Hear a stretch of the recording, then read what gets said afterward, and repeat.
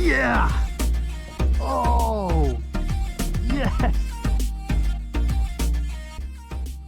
Alright, what's going on, y'all? It's Corey with Current Angling. I just loaded up the kayak. If you're new to the channel, I like to be as informational as I can be, explaining when, why, and how I'm catching them. So today is going to be a low tide, and we'll be fishing the incoming. It's about 9-10 a.m. right now, and it's beautiful sunny weather. It's going to get to about 93 here in the middle of the day, so I need to hurry up and get on it. So come on with me and let's go slay them. All right, so this whole day I'm trying to just only use this shrimp. This is a zman EZ Shrimpz on a trout eye, 1/8 ounce jig head. I'm using a St. Croix Avid Inshore rod. This is the medium weight extra fast action rod with a 20-pound main line and 15-pound fluorocarbon, and the reel is a 3000 series Shimano Vanford.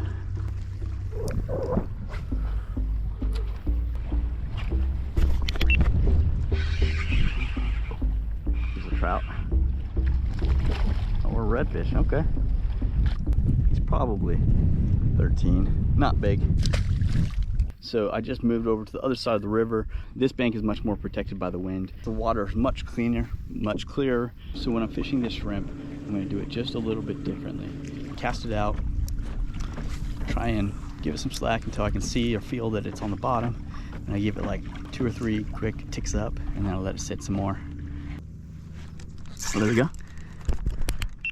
Shrimp don't really move around a lot. They can float and jet around a little bit, but they don't scoot like a fish. The shrimp, I don't like to move more than 2 feet from where it landed, 2-3 feet, and then I usually just reel it in and pitch again. I'm just not trying to cover laterally all that much water. It's been a tough morning where I'm celebrating a fish this small. So I'm hitting the creek mouse right now, see if I can find some more. A little bit of bait shrimp jumping there. And there's the tiniest flounder. Does that count? I guess it counts. Man, that is small. But there's some bait in here and I think some fish in here. So I'm gonna fish this little area, give it some attention. Fish right across the point of this. Oops, there we go. That's a fish. It's a redfish, I think. Oh yeah. Feels a lot bigger than I initially thought. My drag isn't. I'm gonna loosen a little bit now that we're in open water. I thought it was a smaller fish. It's actually pretty heavy.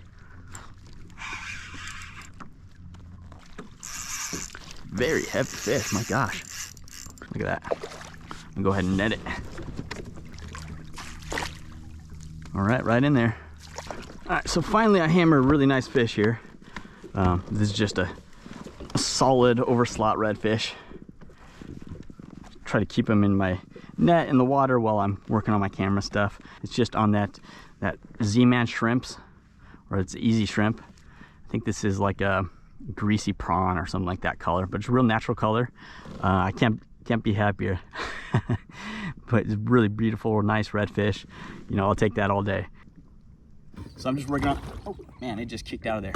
So I got that fish released. Not already subscribed, make sure you subscribe. And if you already are, make sure you hit that bell notification so that you are getting all my videos when they come out. Let's get back to it.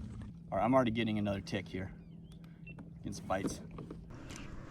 There we go. Another redfish. That was pretty, it has multiple spots on it. Check out the colors on this one, guys. It's got multiple spots and a really blue tail. I don't know if you can tell, but that tail is gorgeous. Right back.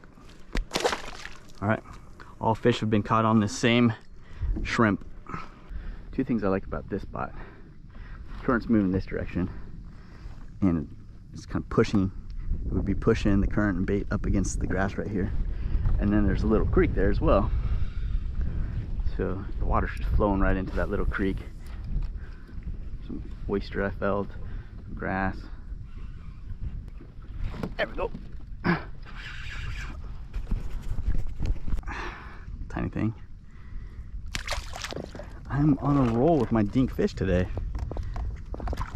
What do you guys think that's called? Listen. Yeah, croaker.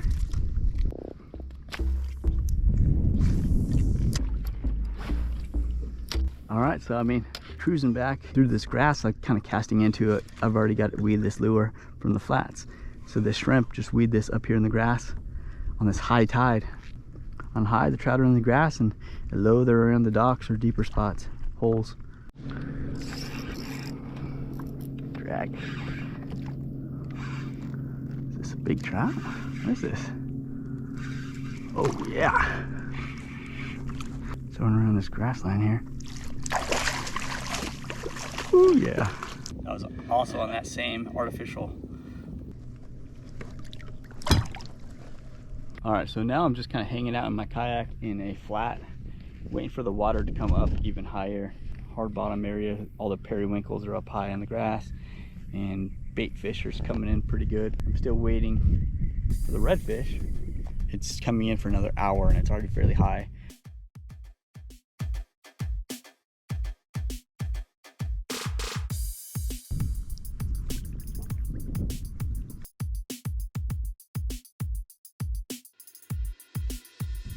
There's a redfish right there. I've been searching everywhere for one. Right back there in that corner. I'm gonna launch my drone at it. Freaking tailing like crazy over there. This is why it's hard, because I spend time trying to film these fish instead of catch them sometimes. That's a big fish.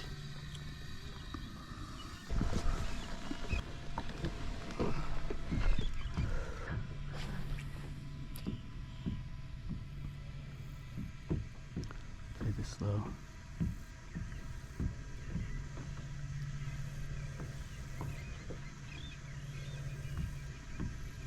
Probably sees it.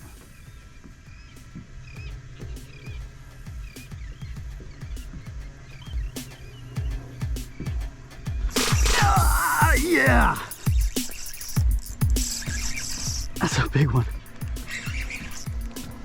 Yes! Woo-hoo-hoo.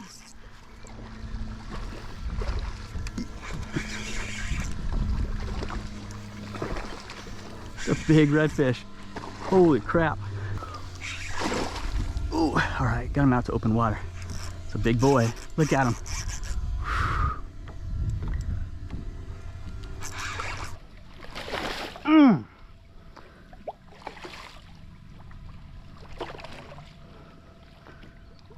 Yes! That was so sick. Oh my gosh. Oh! That's a beautiful fish. Oh, yes. I can't explain how exciting that was. I'm thinking like, man, one of these days I'm gonna put it all together. And that is so difficult to do by yourself, controlling the drone and getting the shot and catching a stud redfish on the flat. Tailing, gosh, that was awesome. That's like top moment for me. That was beautiful. I hope you guys enjoyed that. If you guys haven't already, please like and subscribe. I'm out here all the time and I love doing it, and I try to give you guys as many tips and make the video really informational with bits of entertainment like that. I just spent my whole morning or the whole afternoon looking at flats that were like super big and obvious, maybe too obvious. Maybe they're just picked apart already by anglers. And this is just like a little tiny nook on the side. There's a redfish tailing. I'm getting out. I'm getting out. Ooh, this is actually really deep right here. Okay, that's better. Jeez. Okay, he's right there in the right off that grass. I'm gonna just pull my kayak over there and see if I can't find him. Just right there on the edge of that grass. Like he was tailing, but he's not quite on the flat. He's like in a trough. He was right here in this little tiny trough. And he was shallow. I didn't realize it. I don't know where that fish went. He was right here. Guess he got out in one of these little areas. Got tons of oyster right here in this little creek mouth off the main river, and it should be just full of trout. Maybe some redfish in there too. But I'm just putting this shrimp right over the top of the oysters. That should elicit a strike. There's one. All right. That's when the plan comes together.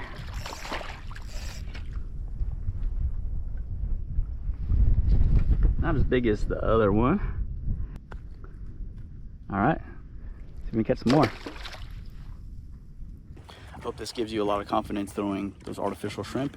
I did it in 2 different ways. First, I started off just putting it on an eye strike jig head. Fish weren't in the grass. And you have a little bit better hook up ratio when that hook is exposed. Now, when that tide started to pick up a bit, it was up in the grass. This is a Texas eye made by Eye Strike. What's great about this bait is it has a head that can move around independently, and it gives it a lot of action. And then the hook itself, it comes back and you can skin hook it so that it's weedless. I caught those last 2 fish on the jig head was weedless, and then I caught the other fish earlier in the cycle with that. I prefer artificial bait, and I use it a lot just because it's, you know, less hassle. But this video right here, I used live shrimp, and I just crushed it the entire day. Go check that video out, and I'll see you there.